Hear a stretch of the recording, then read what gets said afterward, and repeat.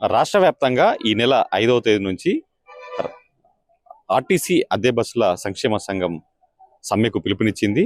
అసలు ఈ సమ్మెకు ఎందుకు పిలుపునివ్వడం జరిగింది, వాళ్ళ సమస్యలు ఏంటి, ఆర్టీసీ నుంచి వాళ్ళు ఏం కోరుకుంటున్నారు, వాళ్ళ ప్రధాన డిమాండ్ ఏంటి, ఆర్టీసీ అద్దె బస్సులకు సంబంధించినటువంటి సంక్షేమ సంఘం నేతలు మనతో ఉన్నారు. వారి మాటల్లోనే వాళ్ళ ప్రధాన డిమాండ్ ఏంటో తెలుసుకుందాం. చెప్పండి, ఈ నెల 5వ తేదీన మీరు సమ్మెకు పిలుపునివ్వడం జరిగింది. అసలు ఆర్టీసీ అద్దె బస్సుల సమస్యలు ఏంటి ప్రధానంగా?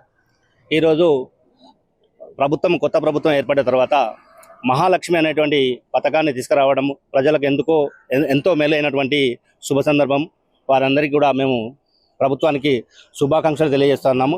అదేవిధంగా ఆ పథకం తీసుకురావడం వల్ల మా యొక్క అద్దె బస్సులో చాలా భారం ఏర్పడ్డది. భారం ఏమనగా అంటే అధిక మంది ఎక్కడం వలన మాకు కేఎంపీలు పడిపోవడము, అదేవిధంగా ఎక్కడ పడితే అక్కడ ఆపడము, తర్వాత వారు ఇచ్చినటువంటి సిట్టింగ్ కెపాసిటీ అనేటువంటిది మేము ఇన్సూరెన్స్ ద్వారా మేము చెల్లించడం జరుగుతుంది. సుమారు ఒక 60 మందికి మేము ఇన్సూరెన్స్ చెల్లిస్తూ ఉంటాము. ఆ యొక్క ఇన్సూరెన్సు అంతమందికే వర్తిస్తుంది ఏదైనా ప్రమాదం సంభవించినప్పుడు. అందులో 120 మంది దాకా ప్రజలు ప్రయాణిస్తూ ఉన్నారు. దాని ద్వారా మాకు మెయింటెనెన్స్ అధికమవుతుంది. లూబ్రికెంట్స్ ఉన్నాయి, కట్టలు ఇరగడము, టైర్లు వలగడము, ఎన్నో రకాల సమస్యలు ఎదుర్కొన్నాయి. జనం కూడా, పబ్లిక్ కూడా ఎక్కడ పడితే అక్కడ ఆపడము, స్టేజ్ల దగ్గర ఆపకుండా చేతెత్తిన మా డ్రైవర్లను కూడా కొత్త ఇబ్బందులకు గురి చేస్తూ ఉన్నారు. ఆ ఇబ్బందులు కూడా తట్టుకుంటూ కూడా మేము ప్రభుత్వానికి ఎంతో సహకరిస్తూ ఉన్నాము. కానీ మాకు స్టేజ్లను ఇచ్చేసి, మాకు ఒక మంచి కేఎంపీలను ఇచ్చేసి మాకు న్యాయం చేస్తే బాగుంటుంది అనేటువంటి ప్రభుత్వాన్ని చొరవ తీసుకొని, అయినా మేము అధికారులకు ఎన్నోసార్లు విన్నపించుకున్నాం. మహాలక్ష్మి పథకం ఏర్పడ్డ తర్వాత మాకు సమస్యలు ఏర్పడుతున్నాయని చెప్పేసి అధికారుల వద్దకు మేము వెళ్ళడం జరిగింది. వారికి ఎన్నోసార్లు విన్నపించుకున్నప్పటికీ కూడా వారు ఈ రోజు వరకు కూడా మమ్మల్ని మీ సమస్య ఏంటి, మీకు ఏ విధమైతే బాగుంటుంది అనేటువంటి చిన్న చర్చలకు పిలిచి మా సమస్య మీద తీస్తే బాగుండేటువంటి ఆలోచన కొద్దీ మేము వెయిట్ చేస్తూ ఉన్నాము. అయినప్పటికీ కూడా వారు ఇప్పటి వరకు కూడా మా సమస్యల కోసం ఏంటిది అనేటువంటి పిలవకపోవడం మాకు చాలా బాధాకరంగా ఉంది. మేము ప్రజా రవాణా వ్యవస్థకు ఎలాంటి ఇబ్బందులు కలిగించకుండా మాకు న్యాయం జరిగితే బాగుండేటువంటి ఆలోచన కొద్దీ మేము ప్రభుత్వాన్ని మరియు ఆర్టీసీ అధికారులను వేడుకుంటా ఉన్నాము.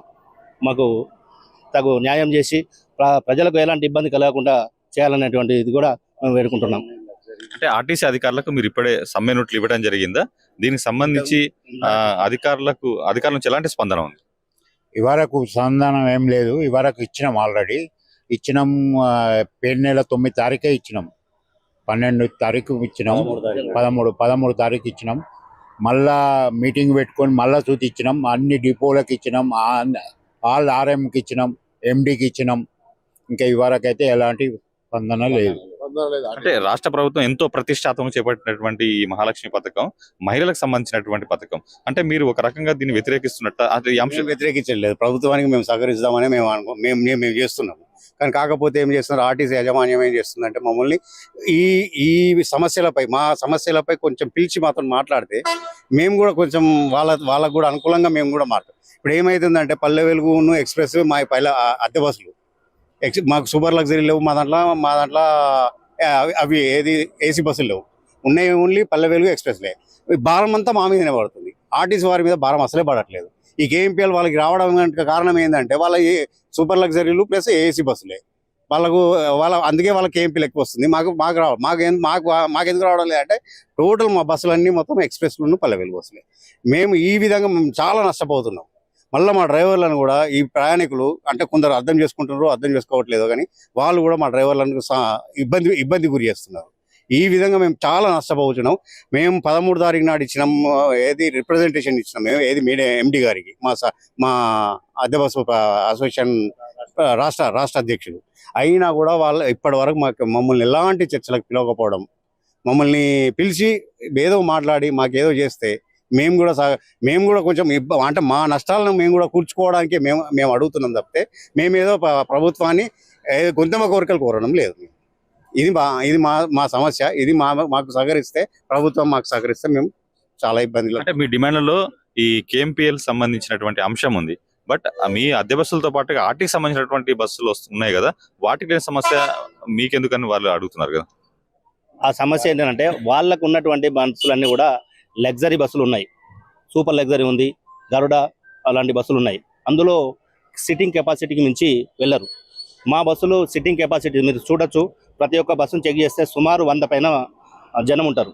కాబట్టి ఆ కేఎంపీఎల్ వరకు పడిపోతుంది. అది ఆ విషయం వారికి కూడా తెలుసు.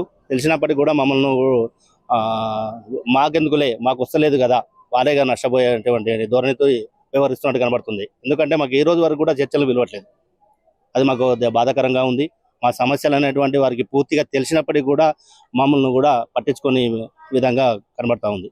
అంటే ఇప్పుడు ఈ అద్దె బస్సుల యజమానులతో పాటు ఈ కార్మికుల దృష్టికి తీసుకెళ్లారా? కార్మికులు ఇందులో పాల్గొనే అవకాశం ఉంది, సమ్మెలో పాల్గొనే లేదు, కార్మికులతో సంబంధం ప్రజెంట్ ఏం లేదు. వాళ్ళు ఇబ్బందులు పడుతుండ్రు, ఇబ్బందులు గురవుతుండ్రు డ్రైవర్లు. కానీ వాళ్ళు ప్రజెంట్ లో మాతోని ఆధీనం ఉన్నారు కాబట్టి వాళ్ళు ఏం మా కోఆపరేషన్ చేస్తున్నారు ప్రజెంట్ అయితే.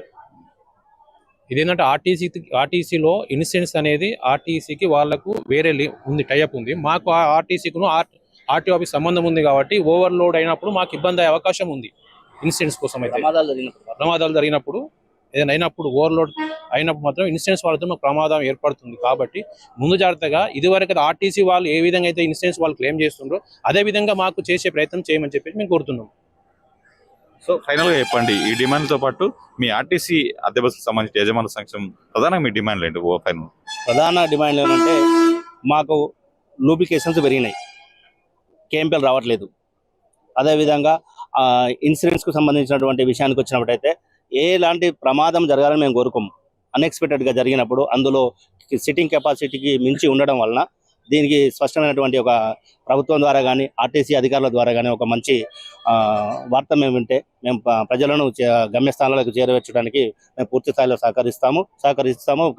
చేసినటువంటి ప్రభుత్వము ఎల్లవేళలా మేము తోడుంటాము. గతంలో కూడా ఆర్టీసీ ఎంతో తెలంగాణ ఉద్యమంలో పాల్గొన్నది.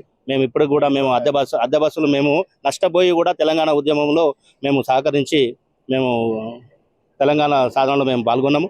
ఈరోజు కూడా ప్రభుత్వ రవాణా వ్యవస్థకు మా పూర్తి సహకారం ఎప్పటికీ ఉంటుంది. మేము కొంచెం నష్టపోయినా మేము భరించుకొని కూడా మేము ఆర్టీసీకి సేవ చేయడానికి, ప్రజా రవాణా వ్యవస్థలో సేవ చేయడానికి ఉన్నాము. కానీ అది నష్టపోవడం అంటే మాతోడు కాదు. మేము ఇప్పటికే అంతకుముందు 6,000 బస్సులు ఉన్నటువంటి బస్సులు ఫైనాన్సులు గుంజుకపోయి ఈరోజు 3,300 వరకు ఇప్పుడు తగ్గి ఇప్పుడు 2,700 బస్సులు మాత్రమే ఉన్నాయి. అన్ని ఫైనాన్సులు పోయినాయి, అమ్ముకున్నారు, నష్టాలు పోయినారు. ఇప్పుడు మేము ఇప్పటి వరకు కూడా మేము నిలబడ్డాము. మేము ఇదే స్థాయిలో నిలబడే విధంగా ప్రభుత్వం చొరవ తీసుకొని మాకు మా డిమాండ్లను కొంచెం పరిష్కరించి ప్రజా రవాణా వ్యవస్థకు ఇబ్బంది కలగకుండా చేయాలనేటువంటిది మేము ప్రభుత్వాన్ని మరియు ఆర్టీసీ అధికారులను వేడుకుంటున్నాం. సో ఇది ఫైనల్ గా అయితే మొత్తంగా ఏదైతే ఈ మహాలక్ష్మి పథకంతో ఆర్టీసీ అద్దె బస్సుల్లో తిరుగుతున్నటువంటి మహిళల సంఖ్య పెరిగింది. ఆ తర్వాత కేఎంపీఎల్ కూడా రావటం లేదు. వీటితో పాటుగా అపరిష్కృతం ఉన్నటువంటి ఎన్నో సమస్యలను ఇప్పటికీ ఆర్టీసీ అధికారులు దృష్టికి తీసుకెళ్లారు.